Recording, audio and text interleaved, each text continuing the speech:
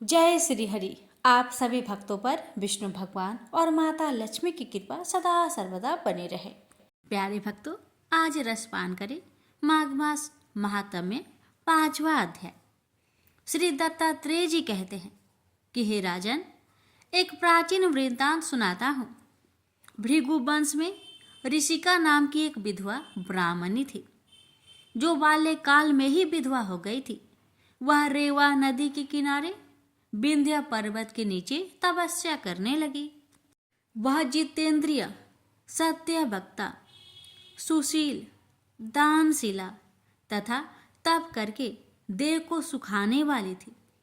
वह अग्नि में आहुति देकर उच्च वृत्ति द्वारा छठे काल में भोजन करती थी। वह बलकल धारण करती और संतोष से अपनी जीवन व्यतीत करती थी। उसने रेवा और कपिल नदी के संगम में 60 वर्ष तक माघ स्नान किया और फिर वहां पर ही मृत्यु को प्राप्त हो गई। माघ स्नान के फल से वह दिव्य 4000 वर्ष तक विष्णु लोक में वास करके सुंद और उपसुंद दैत्यों का नाश करने के लिए ब्रह्म द्वारा तिलोत्तमा नाम की अप्सरा ब्रह्मलोक में उत्पन्न हुई। वह अत्यंत रूपवती, गान विद्या में अति प्रवीण और मुकुट कुंडल से शोभ्यमान थी। उसका रूप, यौवन और सौंदर्य देखकर ब्रह्मा भी चकित हो गए। वह कुमारी तिलोत्तमा रेवा नदी के पवित्र जल में स्नान करके वन में बैठी थी। तब सुंद और उपसुंद के सैनिकों ने चंद्रमा के समान रूपवती को देखकर अपने राजा सुंद और उपसुंद से उसके रूप की शोभा का वर्णन किया और कहने लगे कि कामदेव को लज्जित करने वाली ऐसी परम सुंदरी स्त्री को हमने कभी नहीं देखा। आप भी चलकर देखें। तब वे दोनों मदिरा के पात्र रखकर वहां पर आए जहां वह सुंदरी बैठी हुई थी और मदिरा के पीने से विहल होकर काम पीड़ा से पीड़ित हुए और दोनों ही आपस में उस स्त्री रत्न को प्राप्त करने के लिए विवादग्रस्त हुए। आपस में युद्ध करते हुए वही समाप्त हो गए। तब उन दोनों को मरा हुआ देखकर उनके सैनिकों ने बड़ा कोलाहल मचाया और तब तिलोत्तमा काल रात्रि के समान उनको पर्वत से गिराते हुई 10 दिशाओं को प्रकाशमान करते हुए आकाश में चली गई और देव कार्य सिद्ध करके ब्रह्मा के सामने आई। ब्रह्मा जी ने प्रसन्नता से कहा कि हे चंद्रवती, मैंने तुमको सूर्य के रथ पर स्थान दिया। जब तक आकाश में सूर्य स्थित है, नाना प्रकार के भोगों को भोगो। सो हे राजन, वह ब्राह्मणी अब भी सूर्य के रथ पर माघ स्नान के उत्तम भोगों को भोग रही है। इसलिए श्रद्धावान पुरुष को उत्तम गति पाने के लिए यत्न के साथ माघ मास में विधि पूर्वक स्नान करना चाहिए। प्यारे भक्तों, माघ मास कथा अध्याय 5 यहीं पर समाप्त होता है। इससे आगे के वृत्तांत आप अगले अध्याय में सुनेंगे। तब विष्णु भगवान की पावन कथा। यह कथा है गरुड़ जी और विष्णु भगवान जी की कथा। कथा इस प्रकार है। महर्षि कश्यप की 13 पत्नियां थी, लेकिन बिंता और कद्रू नामक अपनी 2 पत्नियों से वे विशेष प्रेम करते थे। एक दिन महर्षि जब आनंद भाव में बैठे थे, तब उनकी दोनों पत्नियां उनके समीप पहुंची और पति की पाँव दबाने लगी। प्रसन्न होकर महर्षि ने बारी बारी से दोनों को संबोधित किया। तुम दोनों ही मुझे विशेष प्रिय हो। तुम्हारी कोई इच्छा हो तो बताओ। कद्रू बोली, स्वामी, मेरी इच्छा है कि मैं 1000 पुत्रों की मां बनूं। फिर महर्षि ने बिंदा से पूछे। बिंदा ने कहा, मैं भी मां बनना चाहती हूं स्वामी, किंतु 1000 पुत्रों का नहीं, बल्कि सिर्फ एक ही पुत्र की। लेकिन मेरा पुत्र इतना बलवान हो कि कद्रू के 1000 पुत्र भी उसकी बराबरी ना कर सके। महर्षि बोले, शीघ्र ही मैं यज्ञ करने जा रहा हूं। यज्ञ उपरांत तुम दोनों की माँ बनने की इच्छाएं अवश्य पूरी होगी। महर्षि कश्यप ने यज्ञ किया। देवता और ऋषि मुनियों ने सहर्ष यज्ञ में हिस्सा लिया। यज्ञ संपूर्ण करके महर्षि कश्यप पुनः तपस्या करने चले गए। कुछ माह पश्चात बिंता ने 2 तथा कद्रु ने 1000 अंडे दिए। कुछ काल के पश्चात कद्रु ने अपने अंडे फोड़े तो उसमें से काले नागों के बच्चे निकल पड़े। कद्रु ने खुशी से चहकते हुए बिंता को पुकारा, बिंता देखो तो मेरे अंडों से कितने प्यारे बच्चे बाहर निकले हैं। बिंता बोली, सचमुच बहुत खूबसूरत है कद्रु, बधाई हो बधाई। अब मैं भी अपने दोनों अंडों को फोड़कर देखती हूँ। यह कहकर बिंता अपने दोनों अंडों के पास गई। उसने एक अंडा फोड़ दिया, लेकिन अंडे के अंदर से एक बच्चे का आधा बना शरीर देखकर वह सहम गई। बोली, हे भगवान, जल्दबाजी में मैंने यह क्या कर डाला। यह बच्चा तो अभी अपूर्ण है। तभी फूटे हुए अंडे के बाहर से बालक बोल पड़ा, जल्दबाजी में अंडा फोड़कर तुमने बहुत बड़ा अपराध कर डाला है। फलस्वरूप तुम्हें कुछ समय तक दास्ता करनी होगी। बिंता बोली, अपराध तो मुझसे हो ही गया, लेकिन इसका निवारण कैसे होगा पुत्र। अपूर्ण बालक बोला, दूसरे अंडों को फोड़ने में जल्दबाजी मत करना। यदि तुमने ऐसा किया तो जीवन भर दास्ता से मुक्त नहीं हो पाओगी, क्योंकि उसी अंडे से पैदा होने वाला तुम्हारा पुत्र तुम्हें दास्ता से मुक्ति दिलाएगा। इतना कहकर अंडे से उत्पन्न अपूर्ण बालक आकाश में उड़ गया और बिंता दूसरे अंडे के पकने तक इंतजार करने लगी। समय पाकर अंडा फूटा। उसमें से एक महान तेजस्वी बालक उत्पन्न हुआ, जिसका नाम गरुड़ रखा गया।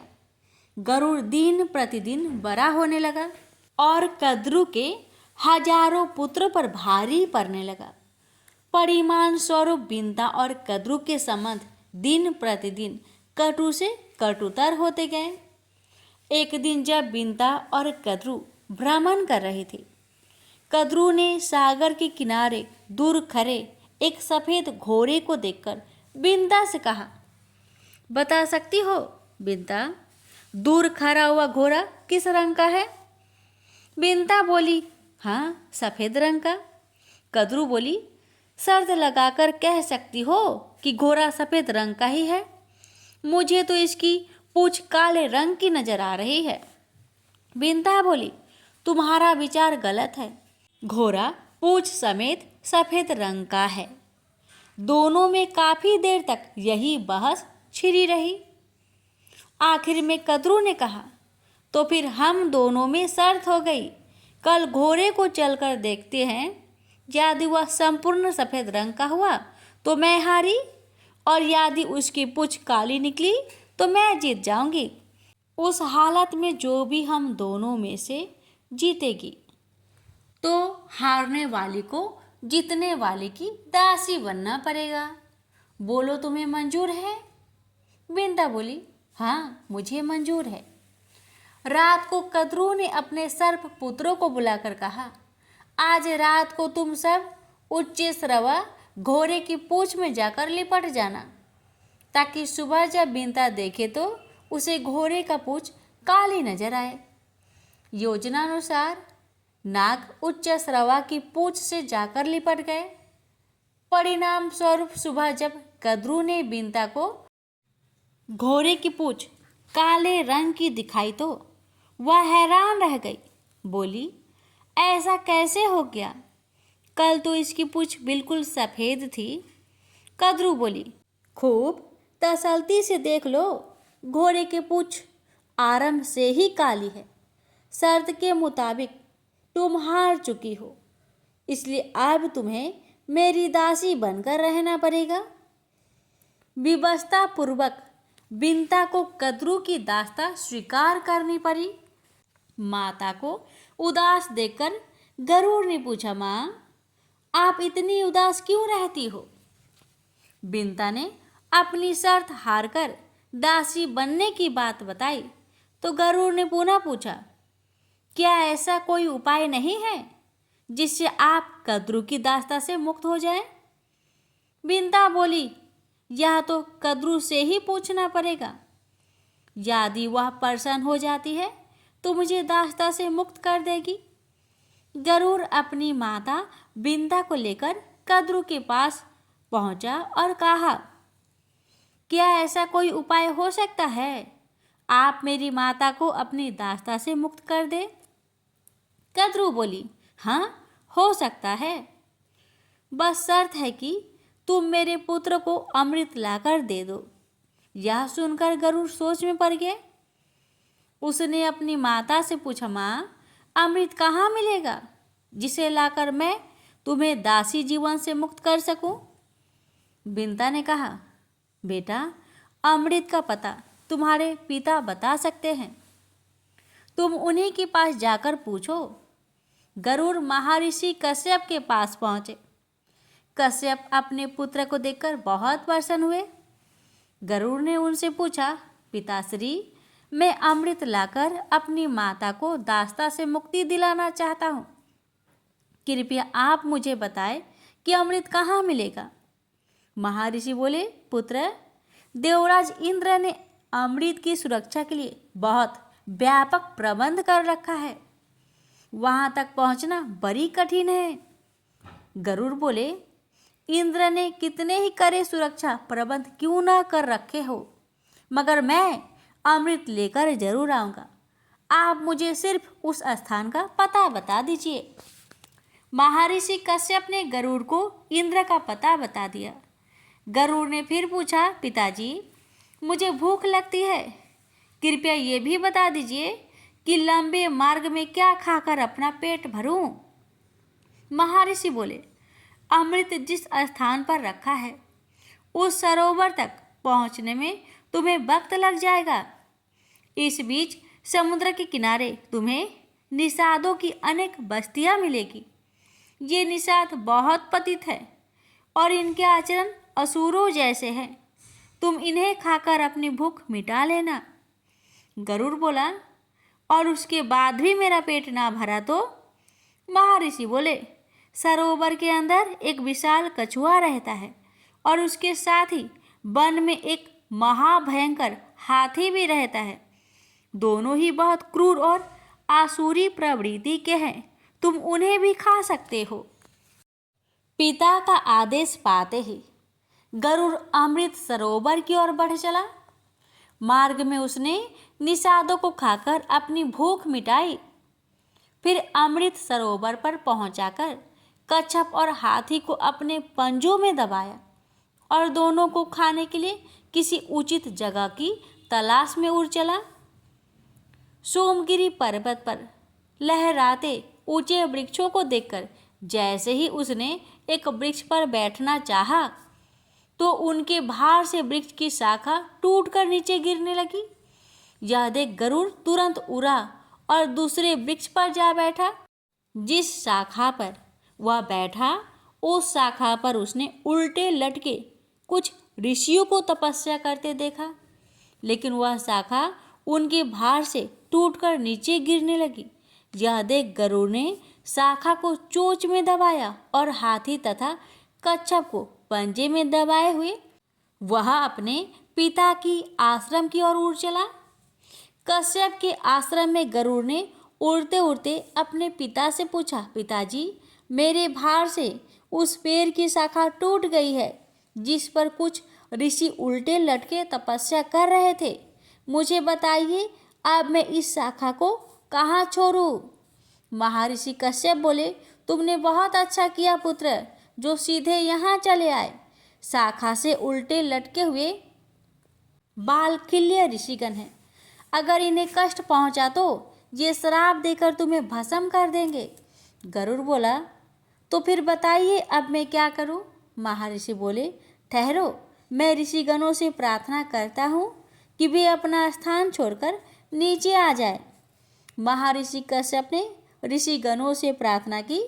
वाल्खिल्य ऋषियों ने कश्यप की प्रार्थना स्वीकार कर शाखा छोड़ दी और वे हिमालय में तपस्या करने चले गए। चोंच में दबी शाखा को नीचे फेंककर गरुड़ ने भी आनंद से कछुए और हाथी का आहार किया और तृप्त होकर पुनः अमृत लाने के लिए उड़ चला। गरुड़ अमृत सरोवर के पास पहुंचा तो अमृत की रक्षा करते हुए महाकाय देवों और अमृत कलश के चारों ओर घूमते हुए चक्र को देखकर वह हैरान हो गए। उसने सोचा कि ये देव और चक्र देवराज इंद्र ने अमृत कलश की सुरक्षा के लिए लगाए हुए हैं। चक्र में फंसकर मेरे पंख कट सकते हैं, इसलिए मैं अत्यंत छोटा रूप धारण कर इसके मध्य में प्रवेश करूंगा। गरुड़ को देखकर एक देव ने कहा, यह कोई असुर है जो वेश बदलकर अमृत चुराने यहाँ तक पहुंचा है। हमें इसे खत्म कर देना चाहिए। दोनों देव विद्युत गति से गरुड़ पर टूट पड़े, लेकिन गरुड़ ने अपने पैने पंजों और तीखे चोंच से उन्हें इतना घायल कर दिया कि शीघ्र ही वे दोनों बेहोश होकर गिर पड़े। गरुड़ ने अमृत कलश पंजों में दबाया और वापस उड़ चला। होश में आते ही दोनों रक्षक देव घबराए हुए इंद्र के पास पहुंचे और गरुड़ द्वारा अमृत कलश ले उड़ने की घटना बता दी। यह सुनकर इंद्र चकित होकर बोला, ऐसा कैसे हो गया? सरोवर में रहने वाले विशाल कच्छप और तट पर रहने वाले महाकाय हाथी का क्या हुआ? उन दोनों को भी उस विशाल गरुड़ ने अपना भोजन बना लिया। यह सुनकर इंद्र अपनी देव सेना की एक टुकड़ी के साथ वज्र उठाए इंद्रपुरी से निकला और गरुड़ की खोज में बढ़ चला। आकाश मार्ग में उड़ते हुए शीघ्र ही उसने गरुड़ को देख लिया और अपना वज्र चला दिया। इंद्र के वज्र का गरुड़ पर कोई असर ना हुआ। उसने डैनों से सिर्फ एक पंख वज्र से टकराकर नीचे आ गिरा। देव गरुड़ पर टूट पड़े, किंतु कुछ ही समय में गरुड़ उन्हें अपनी पैनी चोंच की मार से अधमरा कर दिया। यह देख इंद्र सोचने लगा, ये तो महान पराक्रमी है। मेरे वज्र का इस पर जरा भी असर नहीं हुआ, जबकि मेरे वज्र के प्रहार से पहाड़ तक टूटकर चूर्ण बन जाते हैं। यह सोचकर इंद्र ने गरुड़ से कहा, पक्षीराज, मैं तुम्हारी वीरता से बहुत प्रभावित हुआ हूँ। इस अमृत कलश को मुझे सौंप दो और बदले में जो भी वर मांगना चाहते हो मांग लो। गरुड़ बोला, यह अमृत मैं अपने लिए नहीं, अपनी माता को दास्ता से मुक्त कराने के लिए नाग माता को देने के लिए ले जा रहा हूँ, इसलिए यह कलश मैं तुम्हें नहीं दूंगा। इंद्र बोला, ठीक है, इस समय तुम कलश लेकर नाग माता को सौंप दो, किंतु उन्हें इसे प्रयोग मत करने देना। उचित मौका देखकर मैं वहाँ से यह कलश गायब कर दूंगा। गरुड़ बोला, अगर मैं तुम्हारी बात को मान लूँ तो बदले में मुझे क्या मिलेगा? भरपेट भोजन। तब मैं तुम्हें इन्हीं नागों को खाने की इजाज़त दे दूंगा। गरुड़ बोले, यही तो मैं चाहता हूँ। नाग मेरी स्वादिष्ट भोजन है, किंतु एक ही पिता की संतान होने के कारण मैं इन्हें खाते हुए हिचकिचाता हूँ। अब मेरी हिचक दूर हो गई। अब मैं आपके कथा अनुसार ही कार्य करूँगा। यह कहकर गरुड़ अमृत कलश लेकर कद्रु के पास पहुँचे और बोला, माते, अपनी प्रतिज्ञा के अनुसार मैं अमृत कलश ले आया हूँ। अब आप अपने वचन से मेरी माता को मुक्त कर दें। कद्रु ने उसी क्षण बिंता को वचन मुक्त कर दिया और अगली सुबह अमृत नागों को पिलाने का निश्चय कर वहाँ से चली गई। रात को उचित मौका देखकर इंद्र ने अमृत कलश उठा लिया और पुनः उसी स्थान पर पहुँचा दिया। दूसरे दिन सुबह नाग जब वहाँ पहुँचे तो अमृत कलश गायब देखकर दुखी हुए। उन्होंने उस कुसा को ही जिस पर अमृत कलश रखा था चाटना आरंभ कर दिया, जिसके कारण उनकी जीभ 2 हिस्सों में फट गई। गरुड़ की मात्र भक्ति से प्रसन्न होकर भगवान विष्णु गरुड़ के सम्मुख प्रकट हो गए और बोले, मैं तुम्हारी मात्र भक्ति देखकर बहुत प्रसन्न हूँ। पक्षीराज, मैं चाहता हूँ कि आपसे तुम मेरे वाहन के रूप में मेरे साथ रहो। गरुड़ बोला, मैं बहुत भाग्यशाली हूँ प्रभु, जो स्वयं आपने मुझे अपना वाहन बनाना स्वीकार किया। आज से मैं हर क्षण आपकी सेवा में रहूँगा और आपको छोड़कर कभी नहीं जाऊँगा। इस तरह उसी दिन से पक्षीराज गरुड़ भगवान विष्णु के वाहन के रूप में प्रयुक्त होने लगे। गरुड़ के भगवान विष्णु की सेवा में जाते ही देवता भयमुक्त हो गए। प्रेम से बोलिए जय श्री हरि। विष्णु भगवान की जय, माता लक्ष्मी की जय। अर्जुन बोले, हे श्री कृष्ण, आपने पहले कर्मों का त्याग करने को कहा, फिर कर्म की प्रशंसा करते हो। इन दोनों में से जो अधिक हितकर है वह एक बात निश्चय करके बतलाए। श्री कृष्ण जी बोले, हे अर्जुन, कर्मों को त्याग और कर्मों का कर्ता ये दोनों ही मोक्ष प्राप्त करा देने वाले हैं, परंतु इन दोनों में कर्म त्याग से कर्म योग हितकर है। जो किसी से देश नहीं रखता और ना किसी से पदार्थ की इच्छा ही करता है, वह नित्य सन्यासी है।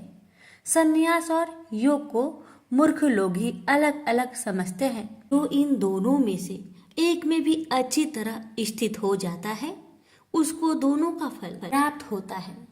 ज्ञान योगियों को जो स्थान मिलता है, वह स्थान कर्म योगियों को भी प्राप्त होता है। हे महाबाहो, कर्म योग के बिना संन्यास को प्राप्त होना दुष्कर है। कर्म करने वाले मुनिजनों को ब्रह्म प्राप्त होने में विलंब नहीं लगता। कर्म योग युक्त शुद्ध अंतकरण वाला मन तथा इंद्रियों को जीतने वाला संपूर्ण प्राणियों में अपनी आत्माओं को देखने वाला कर्म करता हुआ भी कर्म फल में लिप्त नहीं होता। योग युक्त तत्ववेता पुरुष देखते हैं, सुनते हैं, स्पर्श करते हैं, सूंघते हैं, खाते हैं, चलते हैं, श्वास लेते हैं, तो भी यह नहीं मानते हैं कि मैं कुछ भी नहीं करता। वे बोलते हैं, ग्रहण करते हैं, मोदते हैं, परंतु यही मानते हैं कि मैं कुछ भी नहीं करता। और यह मन में धारण करते हैं कि इंद्रियां भी अपने अपने विषय को बरतती है। प्राणी ब्रह्म में अर्पण कर संग को त्याग कर कर्म करता है।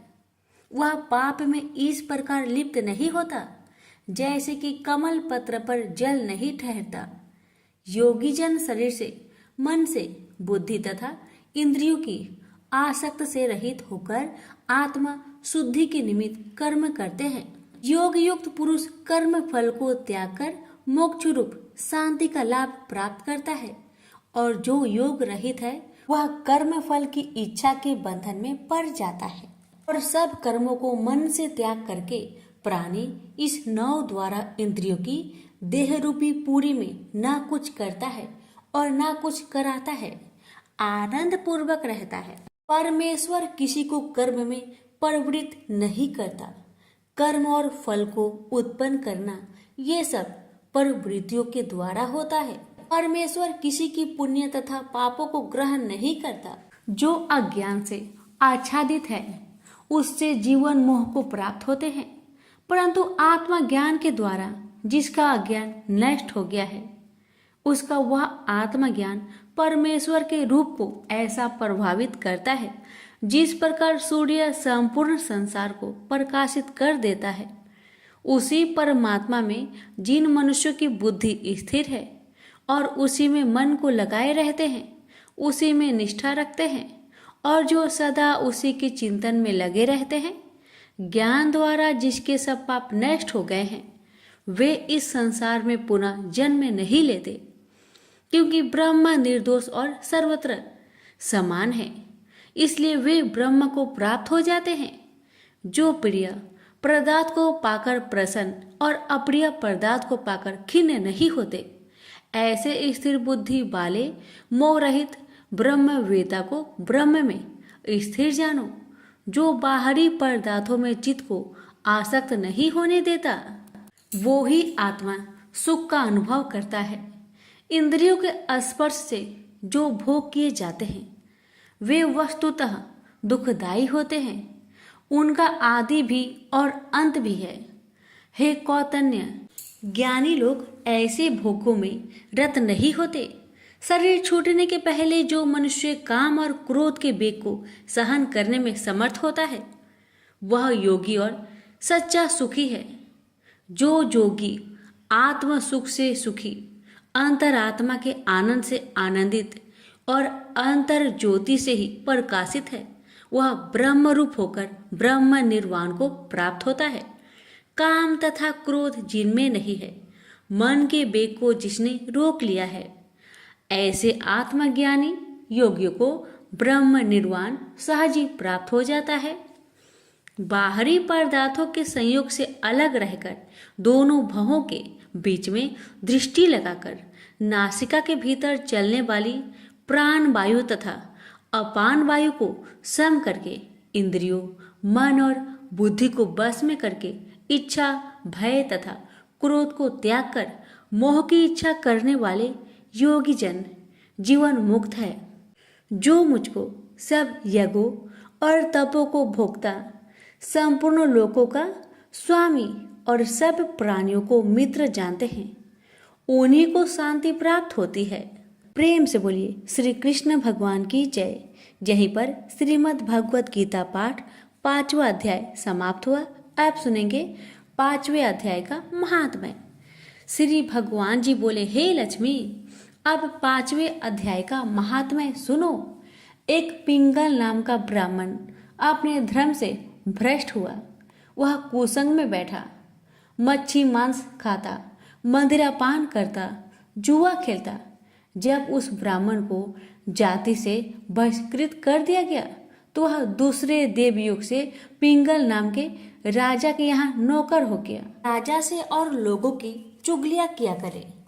जब बहुत दिन बीते तो वह धनवान और जवान हो गया और उसने अपना विवाह कर लिया, परंतु स्त्री व्यभिचारिणी आई। वह स्त्री को नित्य मारे। तब उस स्त्री ने दुखी होकर अपने पति को विष दे दिया, जिससे वह मर गया। फिर ब्राह्मण ने तोता का जन्म पाया। कुछ काल बीते, यह स्त्री भी मर गई। उसने तोती का जन्म पाया। तब वह फिर उस तोते की स्त्री हुई। एक दिन उस तोती ने तोते से पूछा, हे तोते, तूने तोते का जन्म कैसे पाया और पूर्व जन्म में तुम किस योनि में थे? सारा वृंतांत का हो। तब तोता बोला, हे तोती, मैं पिछले जन्म में ब्राह्मण था, अपने गुरु की आज्ञा नहीं मानता था। तब गुरु जी ने श्राप दिया कि जा, तू तोते का जन्म पाएगा। इस कारण मैंने तोते का जन्म पाया है। अब तू कह, किस कारण से तू तोती बनी है? तोती ने उत्तर दिया, मैं पूर्व जन्म में ब्राह्मणी थी। जब ब्याही आई तो मैंने पति की आज्ञा नहीं मानी। जब पति ने मुझे मारा तब मैंने एक दिन अपने पति को विष दे दिया और वह मर गया। जब मेरी देह छूटी तब मुझे नरक में डाल दिया गया। कई नरकों को भोगकर अब मैंने तोती का जन्म पाया है। यह सुनकर तोते ने कहा, तू बड़ी नीच है जो अपने पति को विष दे दिया। तोते ने कहा, नरक के दुख भी तो मैंने ही सहे। अब तो मैं तुझे अपना पति मानती हूँ। एक दिन वह तोती वन में बैठी थी। वहां गिद्ध आया। तोती को उस गिद्ध ने पहचान लिया और वह उस तोती को मारने दौड़ा। आगे आगे तोती, पीछे पीछे गिद्ध। उड़ते उड़ते तोती एक शमशान भूमि में थक कर गिर पड़ी। वहां एक साधु का दाह कर्म हुआ था। उस साधु की खोपड़ी वर्षा के जल से भारी हुई थी। इतने में गिद्ध आकर उस तोती को मारने लगा। खोपड़ी की जल से उसकी देह भीग गई और दोनों आपस में लड़ते लड़ते मर गए तथा अधम देह छूटकर देवदेही पाई और विमान आए। उस विमान पर बैठकर दोनों बैकुंठ को गए। वह खोपड़ी एक साधु की थी जो गीता जी के 5वें अध्याय का पाठ करता था। प्रेम से बोलिए लक्ष्मी नारायण की जय।